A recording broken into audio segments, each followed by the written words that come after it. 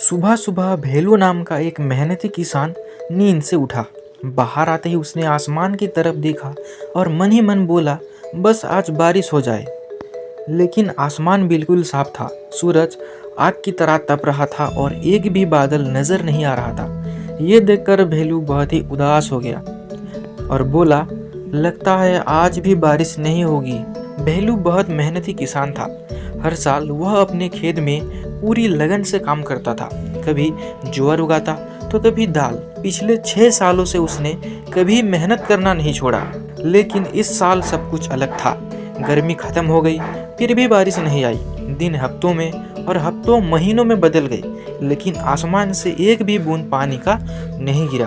खेतों की मिट्टी सूख कर फट गई थी। जमीन बिल्कुल बंजर दिखने लगी थी। भेलू और गांव के बाकी किसान सिर्फ एक ही उम्मीद में थे कि कब बारिश होगी। दिन इंतजार करते करते किसान परेशान हो गए।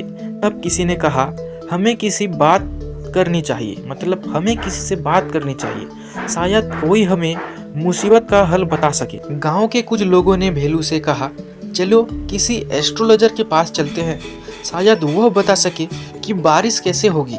लेकिन भेलू ने इस बात से मना कर दिया। उसने कहा, इतने सालों से बारिश बिना किसी एस्ट्रोलॉजर की आती ही थी। सिर्फ बात करने से बारिश नहीं आने वाली। फिर भेलू शहर के एक वेदर ऑफिसर यानी मौसम विभाग में गया। उसने सोचा कि शायद वहाँ के लोग कुछ मदद कर सकें।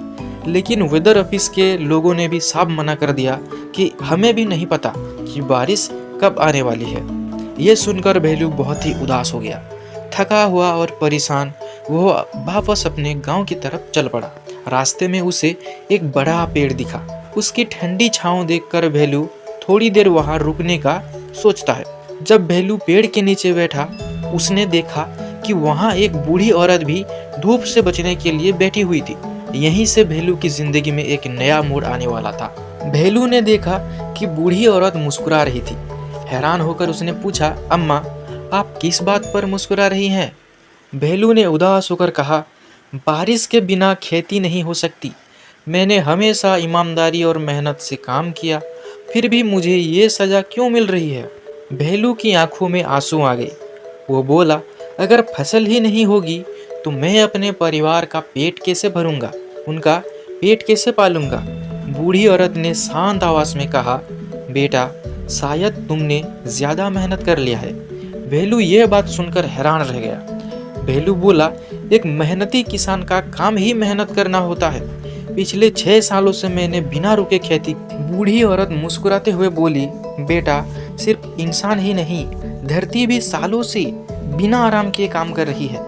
शायद अब उसे भी थोड़ा आराम देने का समय आ गया है। भेलू हैरान होकर बोला, धरती को आराम? मैं समझा नहीं। तब बूढ़ी औरत प्यार से समझाने लगी। अम्मा बोली, बेटा, प्रकृति हमारी सबकी माँ है। जैसे कि पेड़, पानी और मिट्टी सब उसके बच्चे ही तो है। जैसे इंसान को आराम चाहिए, वैसे ही धरती को भी तो आराम की ज़रूरत होती है ना। अब भेलू को अम्मा की बात धीरे धीरे समझ आने लगी। उसने महसूस किया कि बिना रुके खेती करने से धरती भी थक जाती है। अम्मा ने कहा, अब घर जाओ बेटा, नेचर सब जानती है। इतना कहकर वो चली गई। भेलू भी घर की तरफ चल पड़ा और रास्ते भर उसकी बातों के बारे में सोचता रहा। शाम होने लगी। अचानक ठंडी हवा चलने लगी। भेलू ने आसमान की तरफ देखा। दूर दूर तक काले बादल इकट्ठे होने लगे थे। फिर भेलू के कंधे पर बारिश की पहली बूंद गिरी।